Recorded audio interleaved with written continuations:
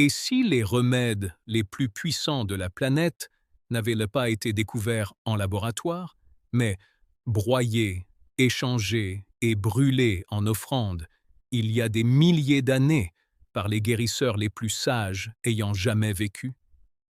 La plupart des gens ignorent que, pendant que nous dépensons des milliards en compléments alimentaires synthétiques et en médicaments sur ordonnance, les épices bibliques de l'Antiquité ciblaient déjà l'inflammation, tuaient les agents pathogènes et reconstruisaient le corps au niveau cellulaire. Ce ne sont pas simplement des saveurs pour vos placards de cuisine. Ce sont des armes pharmacologiques et des recherches cliniques évaluées par des pairs confirment désormais ce que les Écritures savaient depuis toujours. Aujourd'hui, je vais vous présenter 20 épices bibliques qui soignent le corps humain depuis des millénaires et dont la science moderne prouve enfin l'efficacité, exactement comme les Écritures l'ont toujours affirmé. Restez avec moi, car le numéro 6 de cette liste a littéralement été utilisé par Jésus lui-même comme parabole. Et les recherches modernes montrent que ces composés combattent l'inflammation au niveau cellulaire. Le numéro 14 était brûlé comme encens sacré dans le temple. Et aujourd'hui, il est étudié comme l'un des anti-inflammatoires naturels les plus puissants de la planète. Et le chiffre 20 était si précieux dans l'Égypte antique qu'il était donné en guise de paiement aux ouvriers qui construisaient les pyramides. Et les cardiologues commencent enfin à comprendre exactement pourquoi. Abonnez-vous dès maintenant. Chaque semaine, nous faisons le lien entre la sagesse biblique ancienne et la science médicale moderne, et vous ne voulez pas manquer la suite. Entrons dans le vif du sujet. Voici 20 épices bibliques qui vous guériront instantanément, classées de remarquables à absolument miraculeux. Numéro 1, la cannelle, l'écorce sacrée de l'huile d'onction. Commençons par une épice qui se trouve peut-être déjà dans votre placard de cuisine, mais qui était autrefois considérée comme si précieuse qu'elle était réservée exclusivement à un usage sacré. La cannelle apparaît dans Exode 30, 23, comme l'un des principaux ingrédients de l'huile sainte d'onction que Dieu a ordonné à Moïse de préparer. Réfléchissez-y. De toutes les plantes de la création, Dieu a choisi la cannelle pour l'huile utilisée pour consacrer les objets les plus sacrés en Israël. Ce n'était pas un hasard, c'était une reconnaissance divine du pouvoir extraordinaire de la cannelle. Dans le monde antique, la cannelle était commercialisée le long de routes s'étendant sur des milliers de kilomètres. Des guerres ont été menées pour contrôler son approvisionnement. Des royaumes ont payé des fortunes pour l'obtenir. Et la raison n'était pas seulement le goût, c'était le médicament. La science moderne a enfin rattrapé son retard. Des recherches cliniques montrent que la cannelle contient des composés appelés cinémaldehyde et acide cinnamique qui ont des effets profonds sur le corps humain. Des études démontrent que la supplémentation en cannelle améliore significativement le contrôle de la glycémie en augmentant la sensibilité à l'insuline, ce qui signifie que les cellules de votre corps réagissent effectivement à l'insuline comme elles le devraient. Pour les patients diabétiques et prédiabétiques, il ne s'agit pas d'un avantage mineur. Cela change la vie. Mais la guérison ne s'arrête pas à la glycémie. La cannelle est riche en antioxydants, plus par gramme que presque toutes les autres épices sur Terre.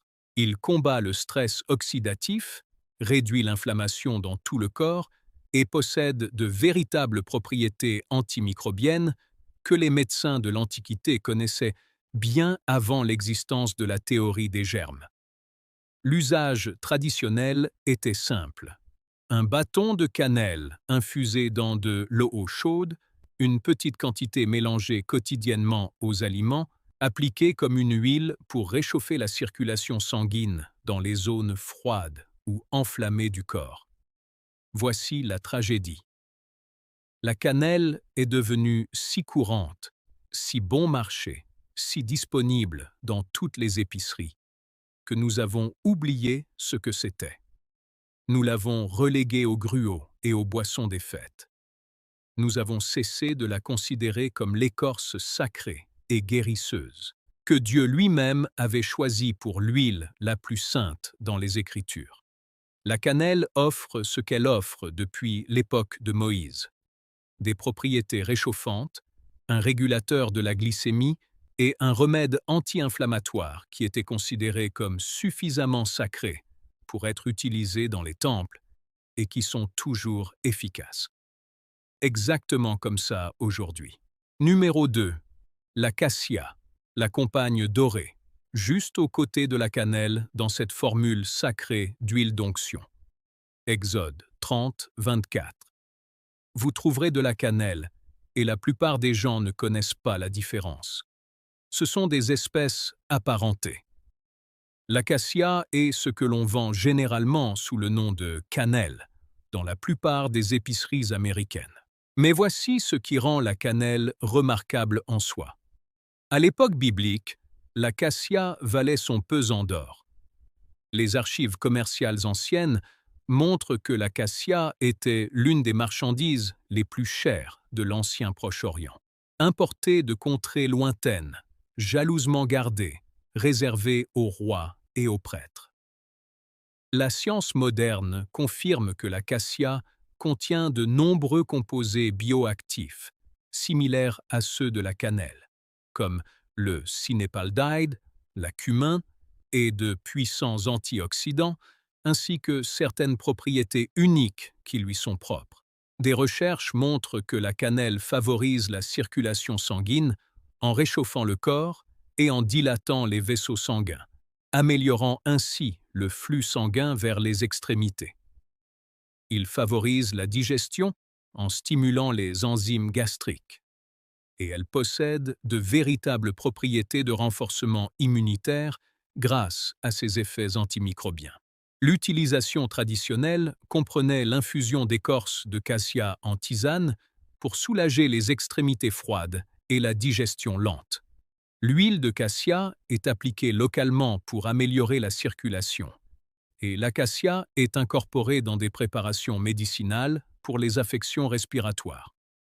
Il est important de noter que l'acacia contient des niveaux de coumarine plus élevés que la véritable cannelle. L'usage thérapeutique doit donc être modéré et provenir de fournisseurs de qualité. Il s'agit là d'un cas où la sagesse biblique concernant l'utilisation de petites quantités, appliquées de manière constante comme pour l'huile d'onction, s'avère parfaitement juste. L'acacia était précieuse dans le monde antique car elle était efficace, et elle l'est encore aujourd'hui. Numéro 3. Gingembre, le remède du voyageur. Le gingembre ne poussait pas dans l'ancien Israël, mais il y voyageait par les mêmes routes commerciales des épices qui transportaient l'encens, la myrrhe et la cannelle à travers le monde connu. Et les peuples anciens du monde biblique savaient exactement ce qu'ils échangeaient. L'utilisation du gingembre, extrait de gingembre, comme remède, est documentée depuis plus de 5000 ans dans presque toutes les cultures anciennes ayant côtoyé le monde biblique. Égyptiens, Babyloniens, Perses, Grecs. Lorsque les rois mages ont voyagé depuis l'Est, le gingembre figurait très certainement parmi les remèdes contenus dans leurs sacs de médecine. Les recherches modernes ont produit un ensemble extraordinaire de preuves concernant le gingembre. Des essais cliniques montrent que le gingembre est l'un des traitements naturels les plus efficaces contre les nausées. Plus efficace dans certaines études que les médicaments anti-nauséeux pharmaceutiques et sans effet secondaire. Patients sous chimiothérapie, femmes enceintes, patients post-opératoires. Le gingembre est efficace dans tous les cas, mais les nausées ne sont que le début. Le gingembre contient des composés aux puissants effets anti-inflammatoires qui agissent sur l'ensemble du corps. Des études montrent que le gingembre réduit la douleur et la raideur chez les patients souffrant d'arthrose.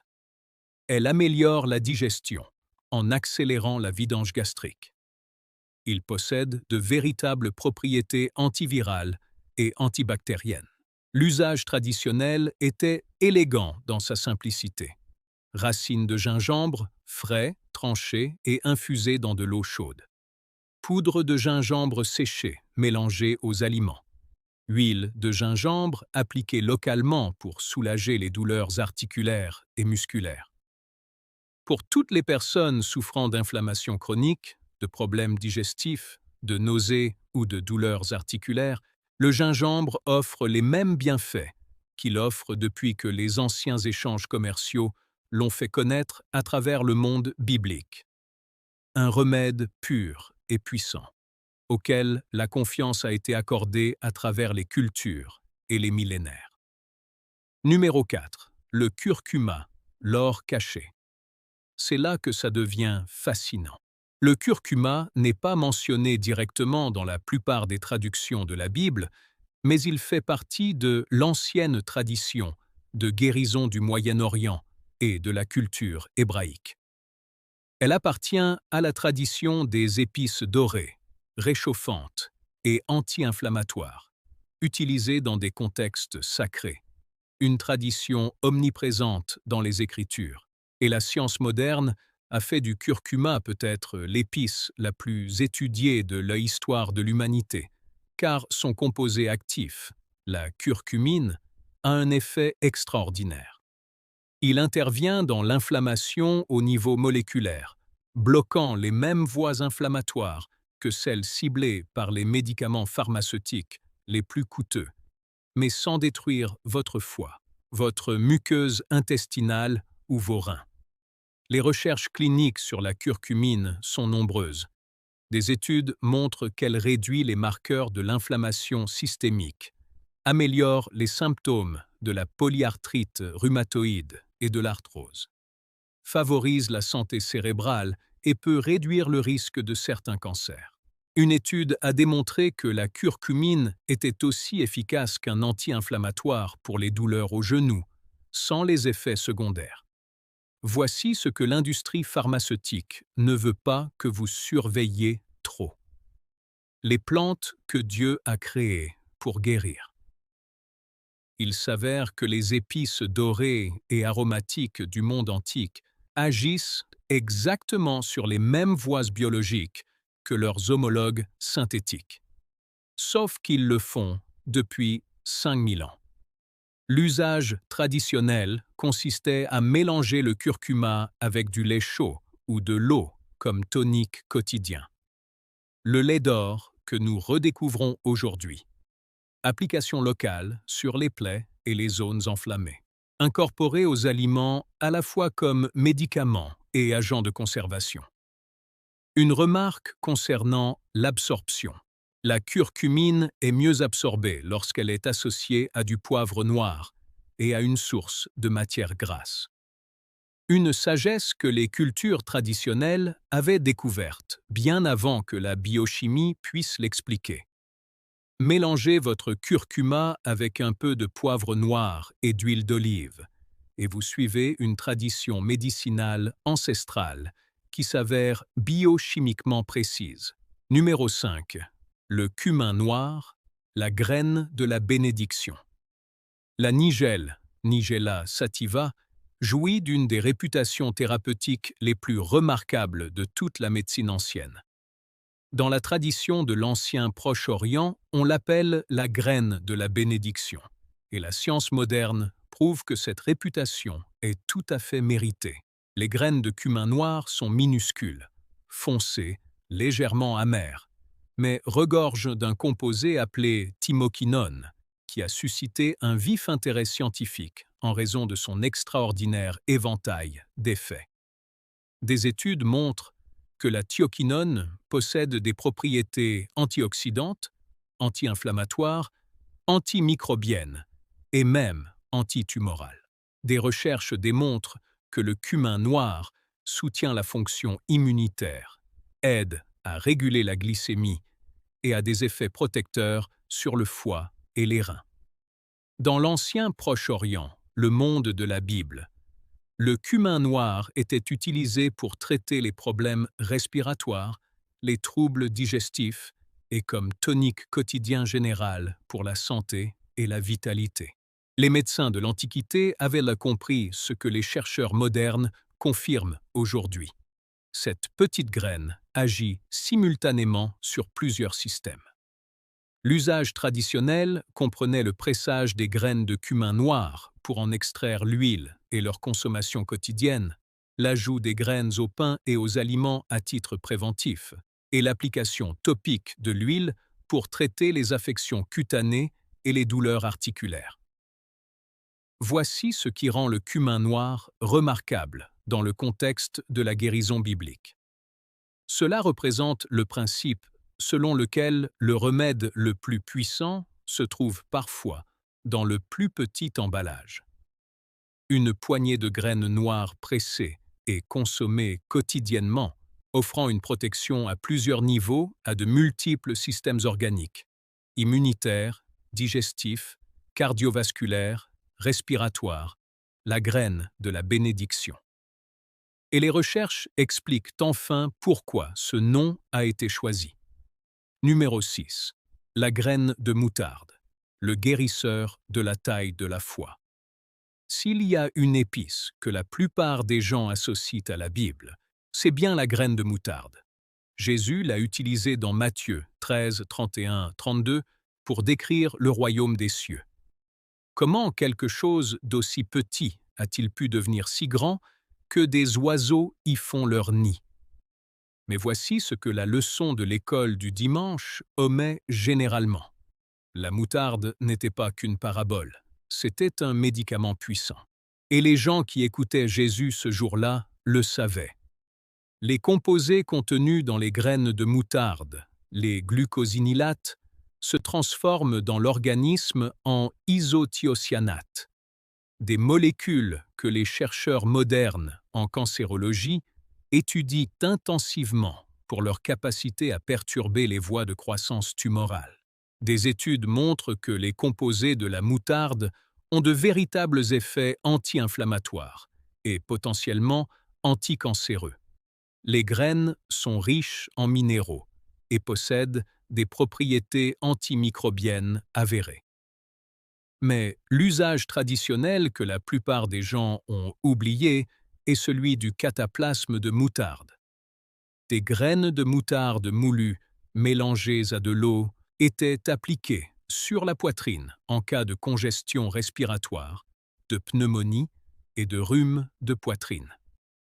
Les composés contenus dans la moutarde créent de la chaleur et augmentent le flux sanguin dans la zone, décongestionnant les voies respiratoires et aidant le système immunitaire à remplir sa fonction.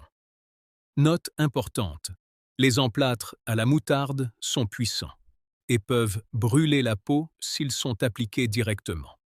Toujours appliquer une couche protectrice entre la préparation à base de moutarde et la peau nue. C'est un médicament puissant qui exige le respect. L'usage traditionnel comprenait également des bains de pieds à la moutarde pour dégager les voies respiratoires supérieures et la tête des voies respiratoires supérieures, ainsi que la consommation de moutarde préparée pour stimuler la digestion et la circulation. Jésus a vu dans cette minuscule graine quelque chose qui méritait d'être enseigné au monde entier. La capacité de concentrer une puissance extraordinaire dans un petit format discret. C'est vrai pour la foi, et il s'avère que c'est également vrai pour la biochimie. Numéro 7. La menthe, l'herbe dont on prélève la dîme.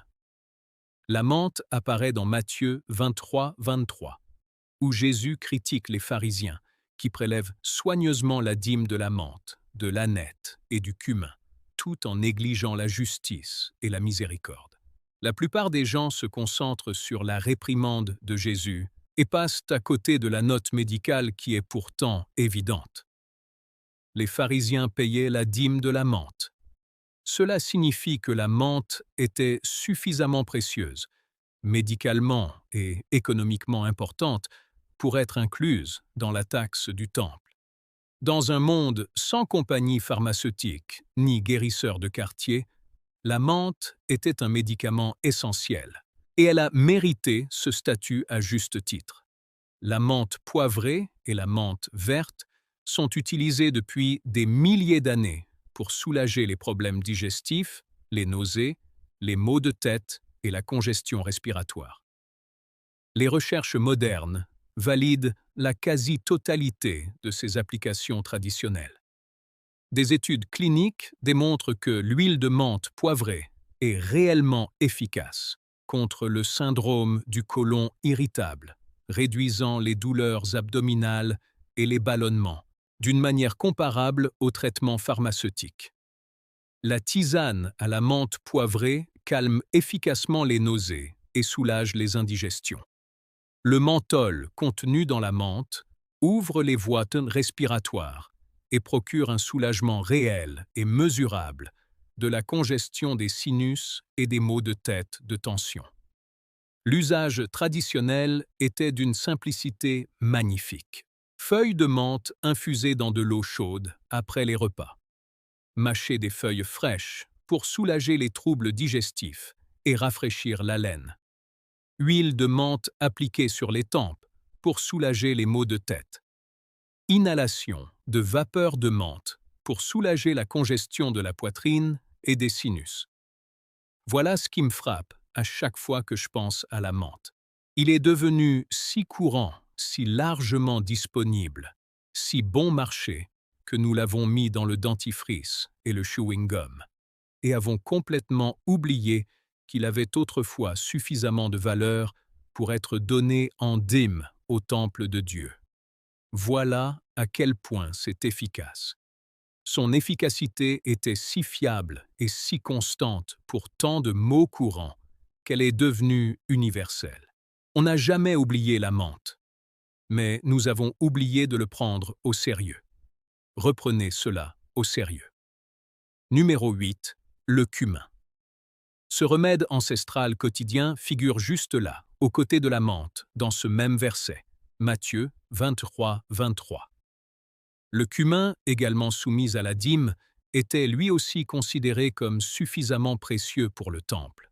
Le cumin apparaît à nouveau dans Isaïe 28, 25, 27, où l'Écriture décrit le battage et le traitement soigneux du cumin avec une baguette plutôt qu'avec des outils rudes, car il était précieux et nécessitait une manipulation appropriée.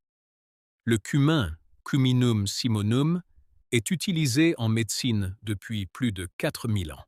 Les recherches modernes confirment ce que les médecins de l'Antiquité avaient compris. Des études cliniques démontrent que la supplémentation en cumin améliore le contrôle de la glycémie et le taux de cholestérol. Les graines contiennent de la thioquinone, le même composé remarquable que l'on trouve dans le cumin noir, ainsi que d'autres molécules anti-inflammatoires et antioxydantes. L'utilisation traditionnelle comprenait la tisane de cumin pour les troubles digestifs, les gaz et les ballonnements, les composés aromatiques réchauffants, apaisant l'estomac et stimulant les enzymes digestives. Utilisation culinaire régulière, à la fois comme médicament et comme aromate. Le cumin était un remède quotidien, caché à la vue de tous sur la table. Le cumin est toujours présent dans toutes les cuisines, toujours aussi efficace, toujours aussi performant qu'il l'était pour les anciens Israélites, qui l'appréciaient suffisamment pour en donner soigneusement la dîme au temple. Si vous avez du cumin dans votre placard à épices, vous avez 4000 ans de tradition scientifique à portée de main. Numéro 9. La coriandre. Le mystère du manna. Voici l'une des références aux épices les plus intrigantes de toute l'Écriture. Lorsque les Israélites découvrirent la manna pour la première fois dans le désert, Exode 16, 31, la décrit comme ressemblant à des graines de coriandre, petites, rondes et blanches. Cette comparaison suppose que le lecteur sait à quoi ressemble une graine de coriandre, ce qui signifie que la coriandre était si familière, si universelle, si ancrée dans la vie quotidienne qu'elle servait de point de référence pour le miraculeux. La coriandre, Coriandrum sativa, nous offre deux plantes médicinales distinctes. Les graines et les feuilles, nous les appelons coriandre. Tous deux possèdent des propriétés médicinales documentées.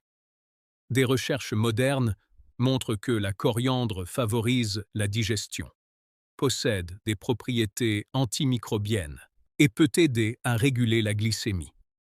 Des études démontrent que l'extrait de coriandre peut améliorer la glycémie et le profil lipidique. Des graines anciennes ont été découvertes dans des tombes égyptiennes.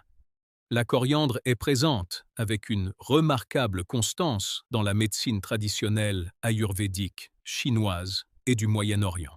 Lorsque des traditions qui se sont développées indépendamment sur différents continents convergent vers une même plante pour les mêmes maux, la science finit par en découvrir la raison. L'utilisation traditionnelle comprenait les graines de coriandre pour les troubles digestifs, les gaz et les ballonnements, infusés en thé ou mâchés directement, les feuilles fraîches utilisées pour favoriser la détoxification et comme aide digestive rafraîchissante. Les graines utilisées comme épices quotidiennes à chaque repas. La comparaison avec le manna dans l'Exode est l'une des rares approbations médicales discrètes des Écritures. La provision miraculeuse de Dieu ressemblait à quelque chose que les Israélites savaient déjà être bon pour eux. Numéro 10. Le clou de girofle, analgésique ancestral, a parcouru un long chemin pour atteindre le monde biblique. Originaire des îles Maluku d'Indonésie, ce produit était commercialisé à travers l'Asie et jusqu'au Moyen-Orient, le long d'anciennes routes des épices qui ont touché le monde des Écritures. Et ce que transportaient les anciens marchands étaient autant des médicaments que des aromates. La raison pour laquelle le clou de girofle est devenu l'une des épices médicinales les plus précieuses du monde antique est simple. Ça fonctionne. L'eugénol, composé principal, est l'un des analgésiques naturels les plus puissants jamais identifiés. Les dentistes de l'Antiquité inséraient des clous de girofle dans les caries dentaires pour soulager la douleur. Cette pratique a perduré pendant des milliers d'années, car elle était véritablement efficace. Et la dentisterie moderne utilise encore des composés à base d'eugénol dérivés de l'huile de clou de girofle dans les interventions dentaires.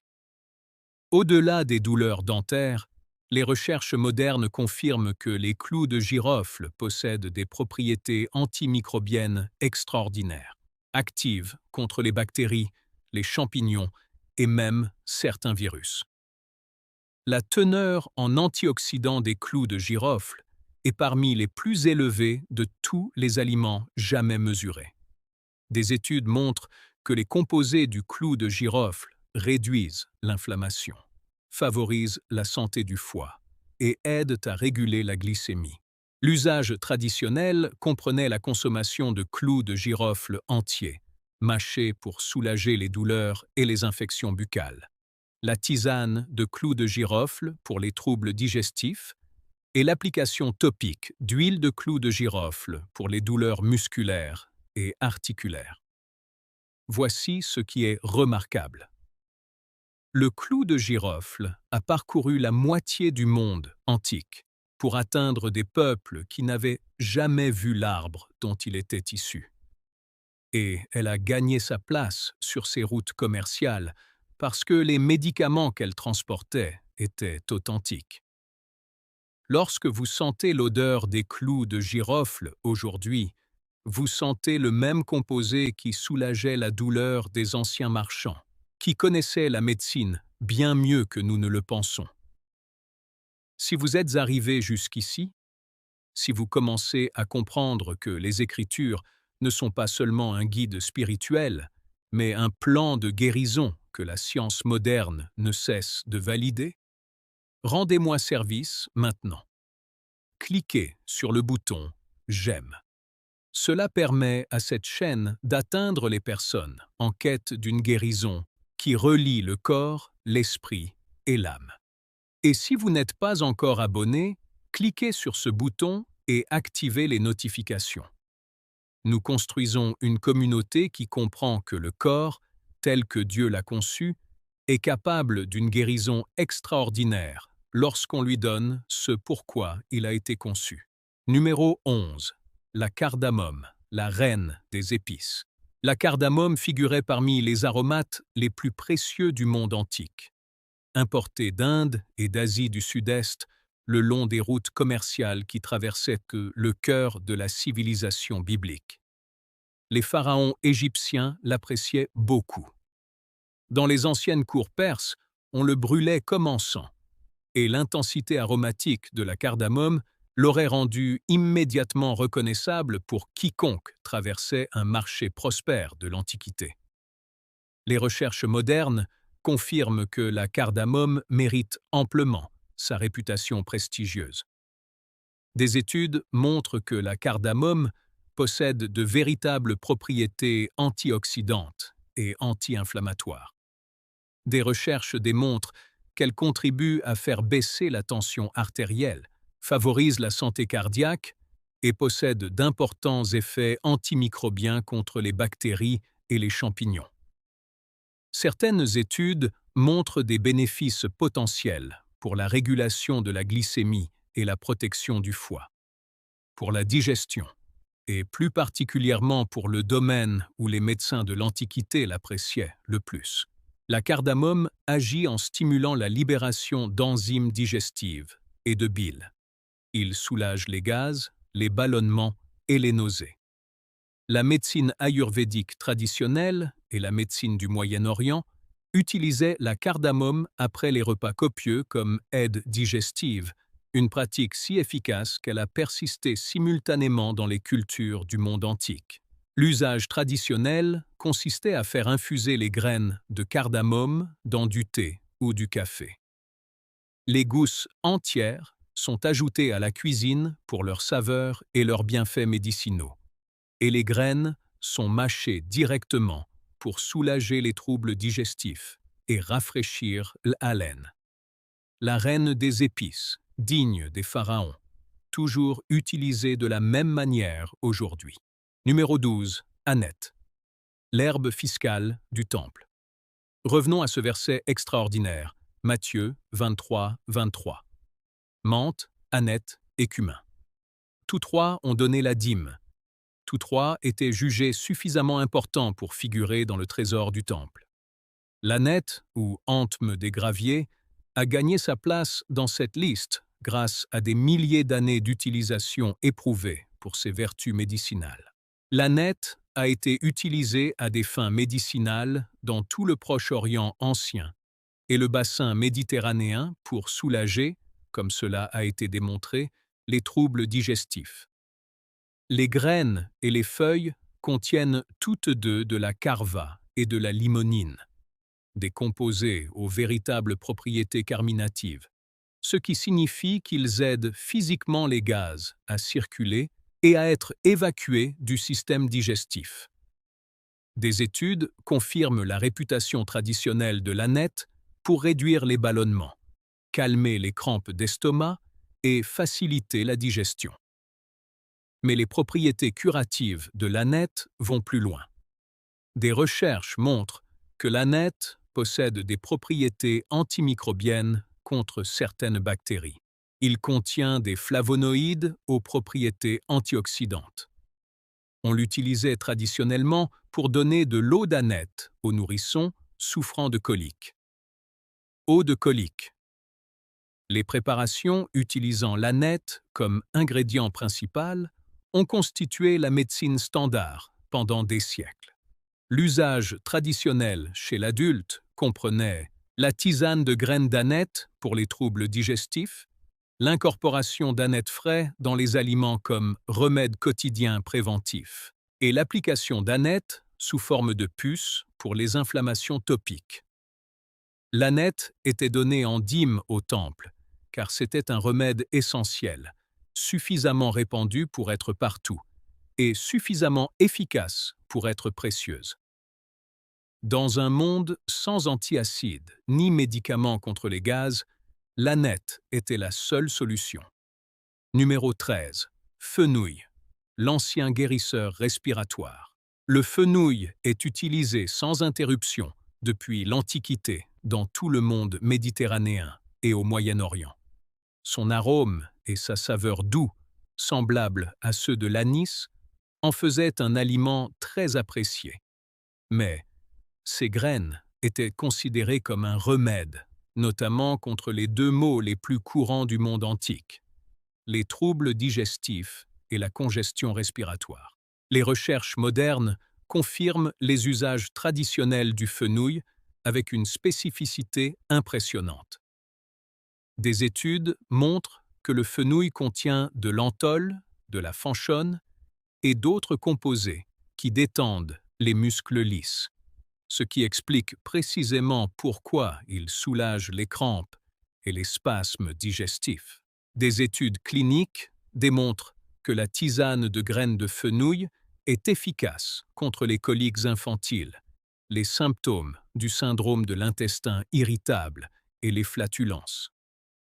Pour la santé respiratoire, le fenouil agit comme expectorant, aidant à fluidifier et à éliminer le mucus des voies respiratoires.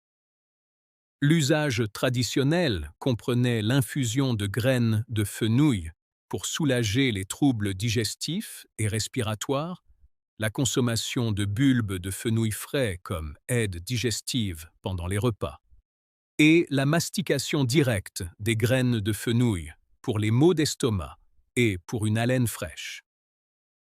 Voici l'élégante constance qui se dégage de toutes ces épices bibliques.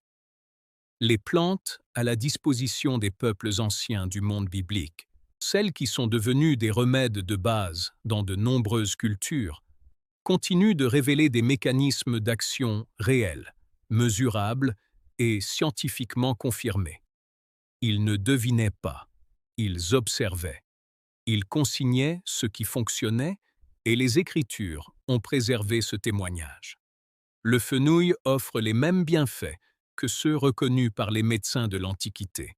Un médicament au parfum doux pour l'intestin et les poumons.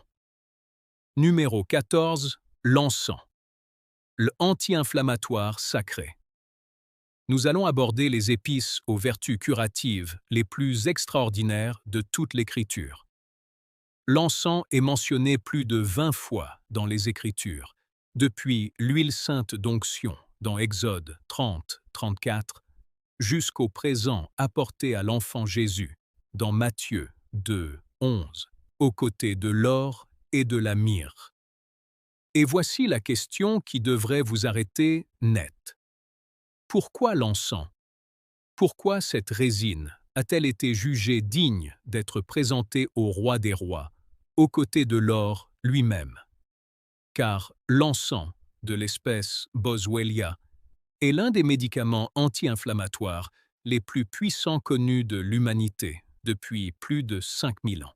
La résine contient des acides boswelliques dont les recherches modernes ont prouvé qu'ils réduisent l'inflammation aussi efficacement que certains médicaments, mais sans leurs effets secondaires dévastateurs.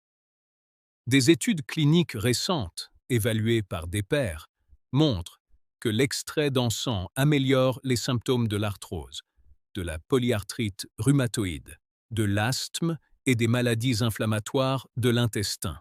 Nous parlons ici de recherches publiées et reproduites, confirmant que cette résine biblique agit au niveau moléculaire, inhibant les enzymes qui déclenchent des cascades inflammatoires dans tout le corps.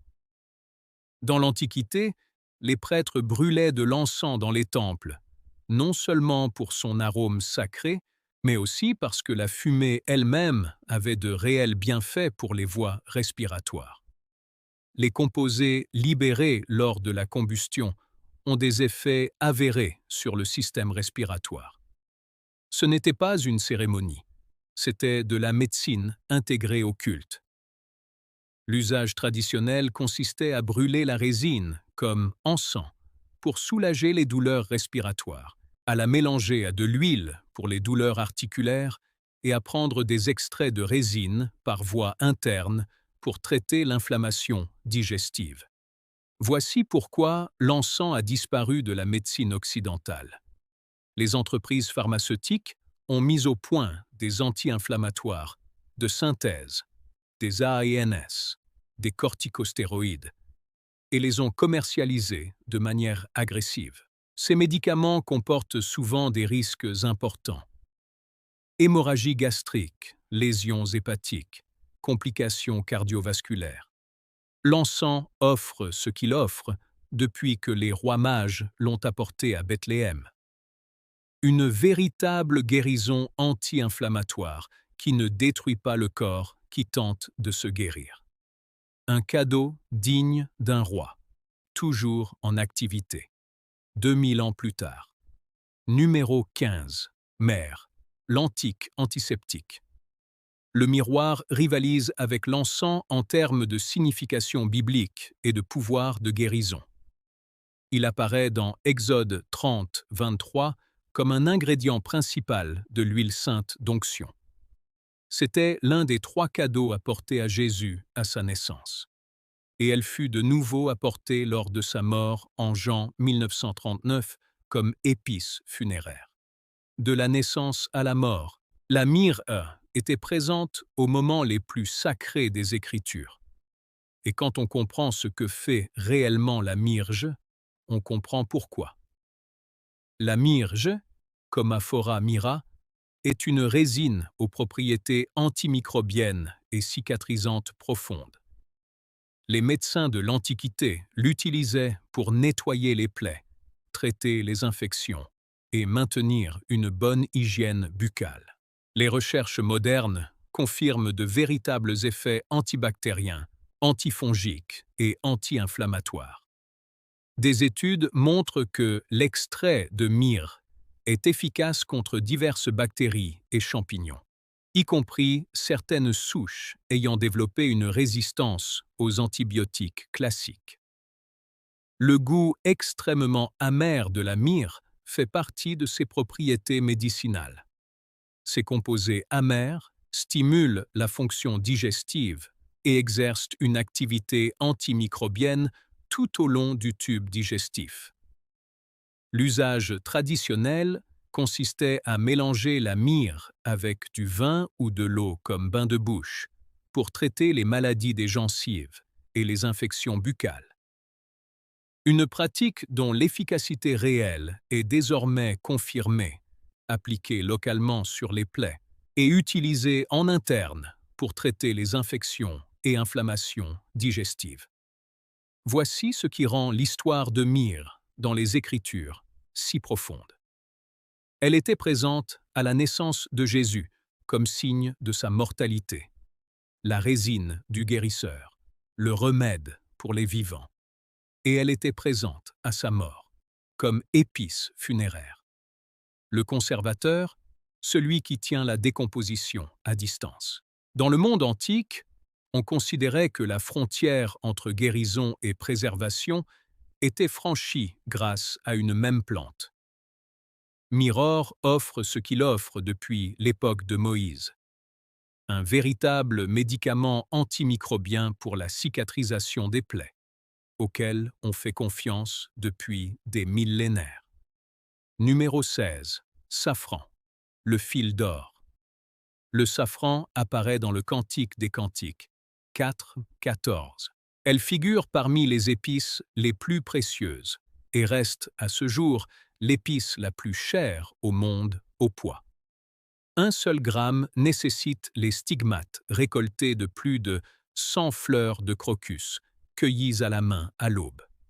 Le prix en or du safran n'a d'égal que ses vertus curatives exceptionnelles. Les recherches modernes sur le safran ont produit l'un des ensembles de preuves les plus passionnants en médecine naturelle.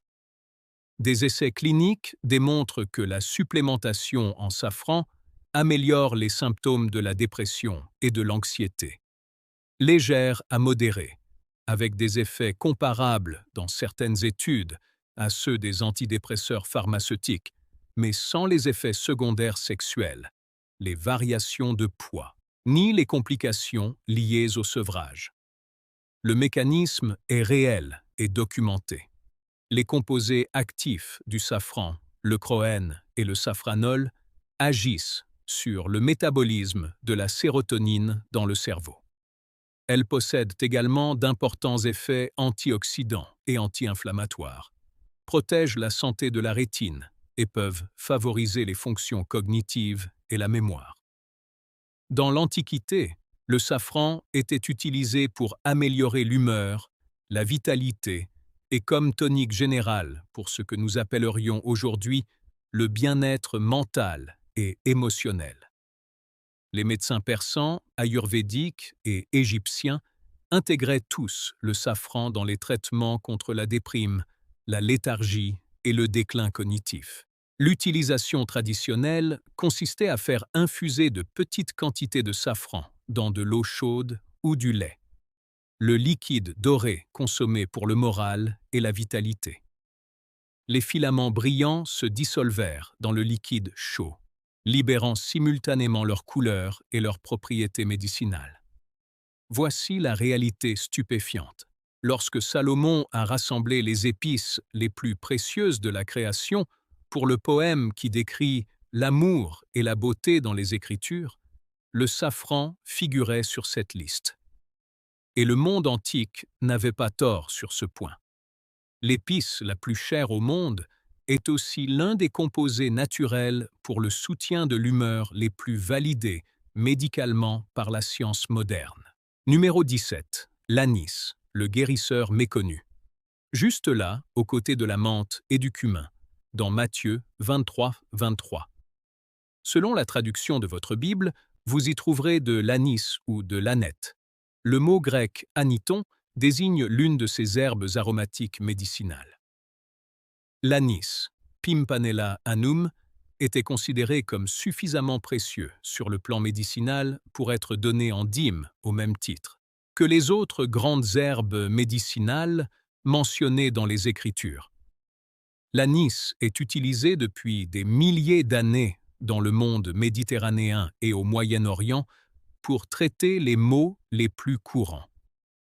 Toux, troubles digestifs et crampes d'estomac. Les recherches modernes confirment les applications traditionnelles. L'anis contient un éthanol, le même composé principal que le fenouil, qui possède des propriétés antispasmodiques et antimicrobiennes documentées. Des études montrent que l'anis est efficace pour soulager la toux et la bronchite, agissant comme un anesthésiant qui fluidifie le mucus et facilite son élimination des voies respiratoires.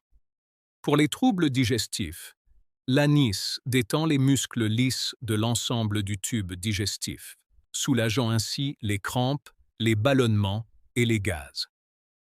L'utilisation traditionnelle comprenait la tisane de graines d'anis contre la toux et la congestion thoracique. L'anis en infusion soulage les troubles digestifs après les repas, et les graines sont mâchées directement pour apaiser l'estomac. Les herbes données en dîme dans Matthieu 23 nous apprennent quelque chose d'important.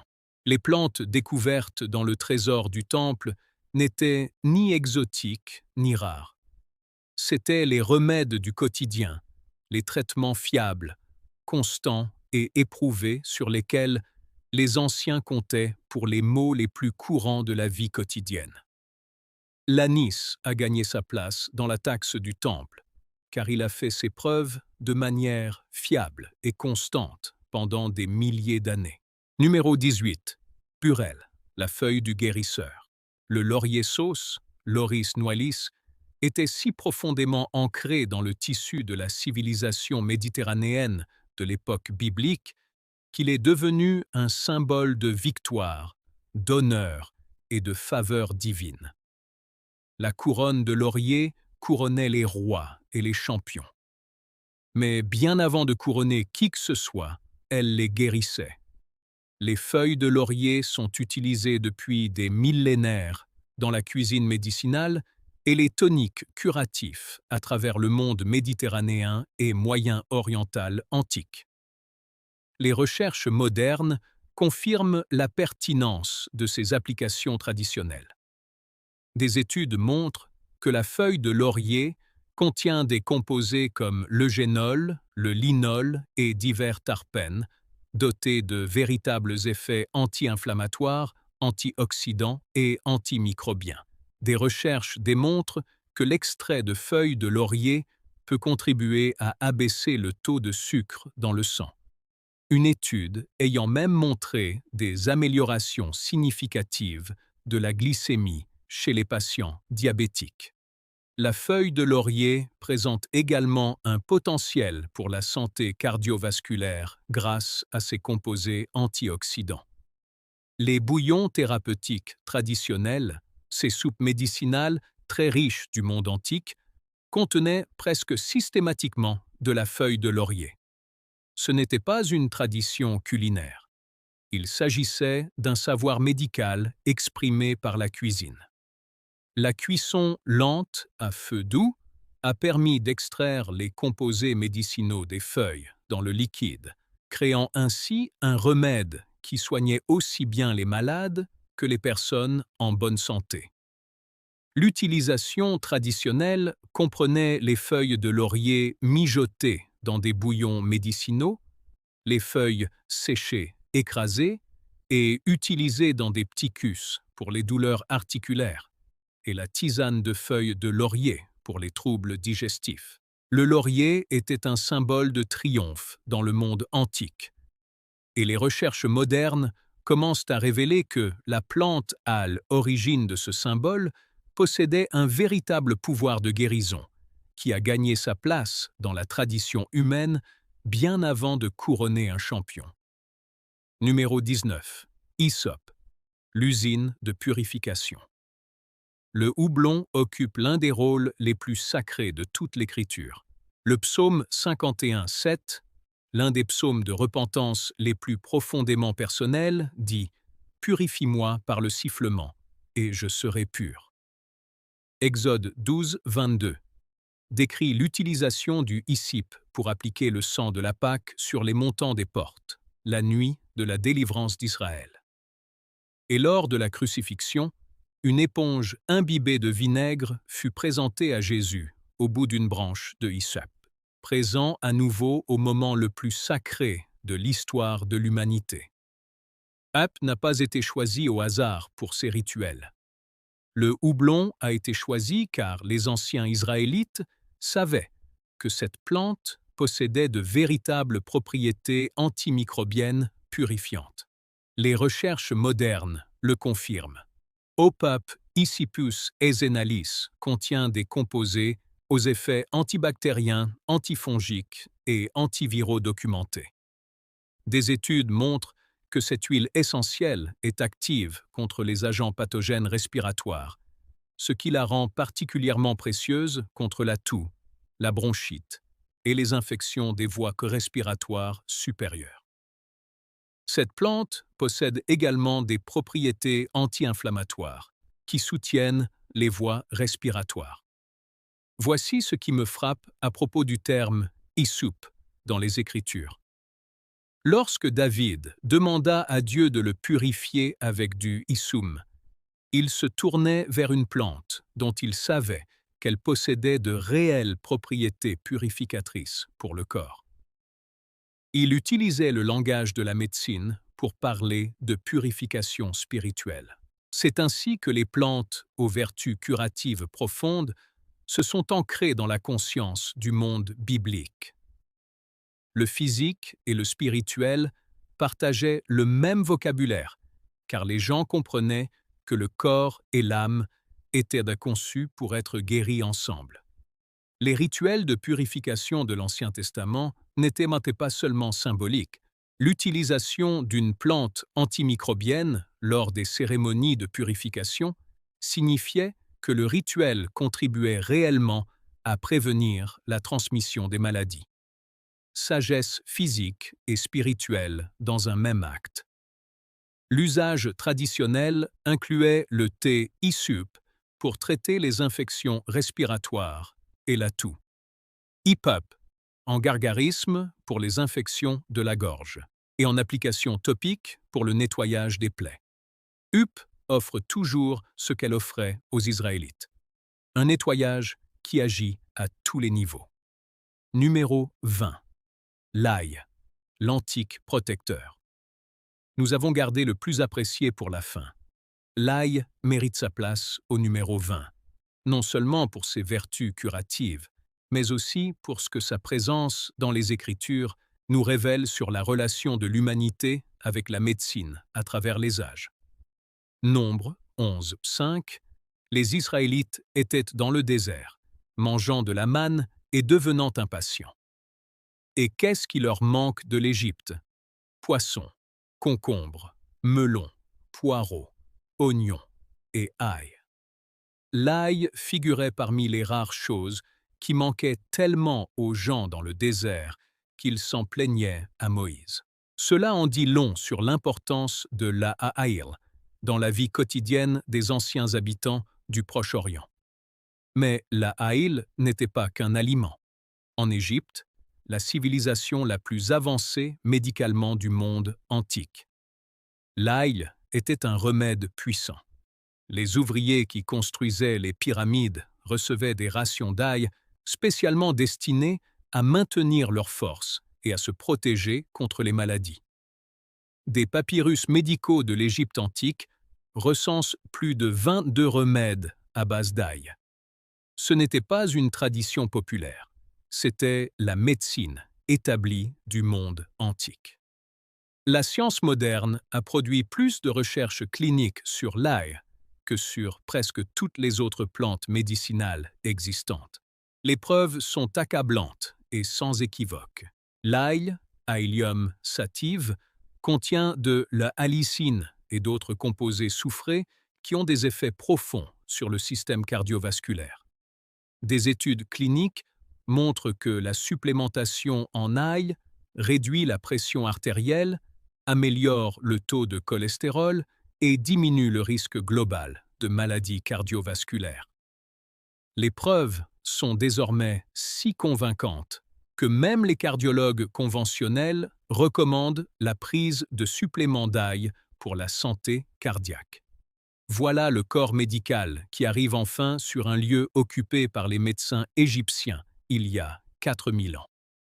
Outre ses bienfaits pour la santé cardiovasculaire, l'eau ail possède des propriétés antibactériennes, antivirales et antifongiques avérées. Des études montrent que la consommation régulière d'ail soutient le système immunitaire, réduisant la fréquence et la gravité des infections courantes. Des recherches montrent que les composés de l'ail sont efficaces contre certaines souches bactériennes résistantes aux antibiotiques. Les médecins de l'Antiquité ignoraient tout de la résistance aux antibiotiques. Ils savaient simplement que l'a'aïl était efficace en cas d'infection. L'usage traditionnel était direct et puissant. L'ail cru est consommé en cas d'infection active. Les lichens est plus puissant cru et non combiné. Préparation à base d'ail appliquée sur les plaies. Une consommation culinaire régulière comme médecine préventive. Voici la vérité profonde. L'ail nous apprend quelque chose. Les Israélites en avaient une envie irrésistible dans le désert, car leur corps savait quelque chose que leur esprit commençait à peine à exprimer. Que cette petite ampoule odorante les protégeait. Sans cela, ils étaient plus vulnérables. Le corps possède une sagesse que nous passons des siècles à ignorer, puis des décennies à redécouvrir grâce à des recherches coûteuses. Le remède le plus puissant ne se trouve pas toujours en pharmacie. Elle est enfouie dans le sol de votre cuisine dans les Écritures, attendant patiemment que vous la lisiez avec un regard neuf. Si vous êtes arrivé jusqu'au bout de cette vidéo, vous venez d'assister à quelque chose de remarquable. 20 épices, des milliers d'années de tradition. Et dans tous les cas, la science moderne a validé ce que les Écritures et la médecine ancienne ont toujours su. Ce ne sont ni des remèdes populaires, ni des superstitions. Ce sont des composés thérapeutiques légitimes, dotés de mécanismes d'action documentés et étayés par des recherches cliniques évaluées par des pairs. Ils ont été accessibles à tous ceux qui ont un jour ouvert les Écritures, cachés à la vue de tous, attendant d'être rappelés. Alors, voici ce que je veux que vous fassiez maintenant. N'hésitez pas à cliquer sur le bouton « J'aime » si cette vidéo a changé votre façon de voir les Écritures. Et la guérison. Laissez un commentaire ci-dessous et dites-moi quelle épice biblique vous a le plus surpris. Lequel allez-vous commencer à intégrer à votre vie quotidienne? Je lis tous les commentaires et j'adore avoir des nouvelles de cette communauté. Et si vous n'êtes pas encore abonné à Homestead Roots, qu'attendez-vous? Cliquez sur le bouton « S'abonner » et activez la cloche de notification pour ne manquer aucune semaine. Nous associons la sagesse ancestrale des Écritures aux meilleures avancées de la science médicale moderne. Et nous construisons une communauté de personnes qui comprennent que le corps conçu par Dieu mérite la guérison qu'il a prévue. N'oubliez pas que, parfois, le remède le plus efficace ne se trouve pas en pharmacie. Parfois, la réponse se trouve dans les Écritures, attendant simplement que vous la lisiez avec un regard neuf.